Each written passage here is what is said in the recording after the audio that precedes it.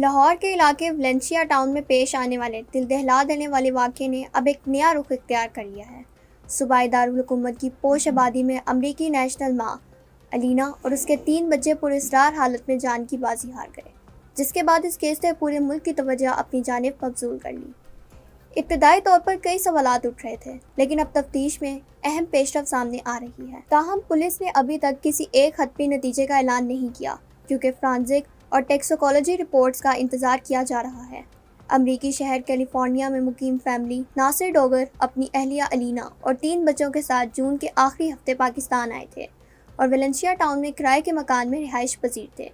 جمعہ 17 جولائی کو 40 سالہ ماں الینا، 16 سالہ ریحان، 11 سالہ عرشیہ اور 9 سالہ ارسل مردہ حالت میں ملے، جس کے بعد پولیس نے قتل کے بعد خودکشی اور دیگر تمام ممکنہ پہلوؤں سے تحقیقات کا آغاز کیا۔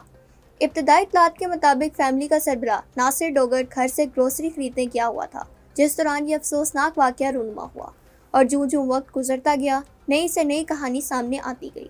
گھر کے سربراہ ناصر ڈوگر کے ابتدائی بیانات میں اگرچہ خاصے تضادات پائے گئے، تاہم پولیس تفتیش کے دوران بہت سے نئے حقائق بھی سامنے آئے ہیں، جن کی روشنی میں کیس کی تحقیقات کا دائرہ بیرون ملک مقیم الینا کی بہنوں تک پھیل گیا۔ الینا کو مختلف ذہنی امراض کا شکار بتایا گیا، تاہم جائے وقوع پر دستیاب شواہد اور محلے داروں کے بیانات سے کہانی کھلنا شروع ہو گئی اور بالآخر معاملہ اتفاقیہ حادثے کے بجائے زہر خورانی اور قتل تک جا پہنچا۔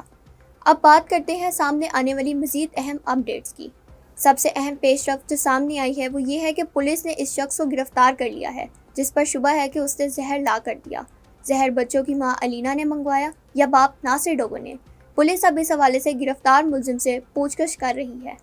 تفتیشی حکام یہ جاننے کی کوشش کر رہے ہیں کہ زہر کہاں سے حاصل کیا گیا اور آیا اس واقعے میں کوئی اور شخص بھی شامل تھا یا نہیں۔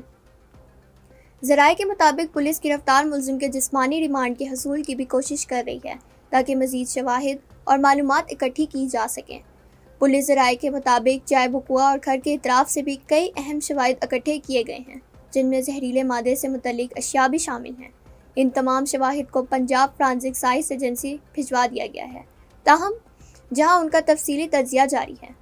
پوسٹ مارٹم کی ابتدائی رپورٹ میں تصدیق ہوئی ہے کہ ماں الینا اور 3 بچوں کی موت زہریلا مادہ جسم میں جانے سے ہوئی۔ رپورٹ میں کسی بھی لاش پر تشدد یا بیرونی چوٹ کے واضح نشانات نہیں ملے، تاہم پولیس کا کہنا ہے کہ کیمیکل اور ٹیکسیکولوجی رپورٹ ابھی آنا باقی ہے اور یہی رپورٹ واضح کرے گی کہ استعمال ہونے والا زہر کس نوعیت کا تھا، کتنی مقدار میں دیا گیا اور کس ذریعے سے جسم میں داخل ہوا۔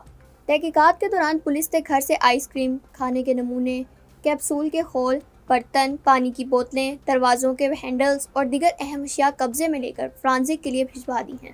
ماہرین یہ جاننے کی کوشش کر رہے ہیں کہ زہر کھانے میں ملایا گیا، کسی مشروب میں شامل کیا گیا یا کسی اور طریقے سے استعمال کیا گیا۔ دوسری جانب ڈیجیٹل فرانزک ٹیم بھی سرگرم ہے۔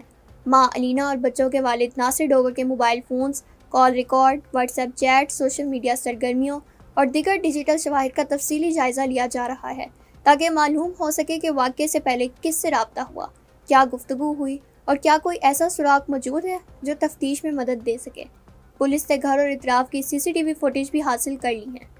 ان فوٹیجز، موبائل ڈیٹا اور دیگر شواہد کی مدد سے واقعے کی مکمل ٹائم لائن تیار کی جا رہی ہے تاکہ آخری لمحات کی تمام سرگرمیوں کو ترتیب سے سمجھا جا سکے۔ بچوں کے والد ناصر ڈوگر سے بھی کئی مراحل میں پوچھ گچھ کی گئی۔ پولیس کے مطابق ان کے بیانات، CCTV فوٹیج، ڈیجیٹل ریکارڈ اور دیگر شواہد کا بار بار آپس میں موازنہ کیا جا رہا ہے۔ اب تک ان کے خلاف ایسا کوئی ناقابل تردید ثبوت سامنے نہیں آیا، اسی لیے انہیں پوچھ گچھ کے بعد رہا کر دیا گیا، تاہم وہ اب بھی تفتیش کا حصہ ہیں اور ضرورت پڑنے پر دوبارہ طلب کیے جا سکتے ہیں۔ پولیس نے ناصر ڈوگر کے اس دعوے کی بھی جانچ شروع کر دی ہے کہ ماں الینا گزشتہ کئی برس سے ذہنی دباؤ اور علاج کے مراحل سے گزر رہی تھی۔ اس حوالے سے میڈیکل ریکارڈ، ڈاکٹروں اور قریبی عزیزوں کے بیانات بھی اکٹھے کیے جا رہے ہیں تاکہ ہر دعوے کی آزادانہ تصدیق کی جا سکے۔ تحقیقات کو مزید آگے بڑھاتے ہوئے ماں الینا کے بیرون ملک مقیم رشتہ داروں سے بھی رابطہ کیا گیا ہے، جبکہ ان کے موبائل فون اور دیگر ڈیجیٹل ڈیوائسز کا فرانزک تجزیہ بھی جاری ہے۔ پولیس حکام نے واضح کیا ہے کہ ابھی تک کسی ایک تھیوری کو حتمی قرار نہیں دیا گیا۔ قتل کے بعد خودکشی اور دیگر تمام ممکنہ پہلوؤں پر بیک وقت تحقیقات جاری ہیں، اسی لیے ناصر ڈوگر سمیت تمام قریبی افراد کے بیانات، فرانزک شواہد، CCTV فوٹیج اور ڈیجیٹل ریکارڈ کا بار بار موازنہ کیا جا رہا ہے تاکہ کسی بھی تضاد یا نئے سراغ کی صورت میں فوری کارروائی کی جا سکے۔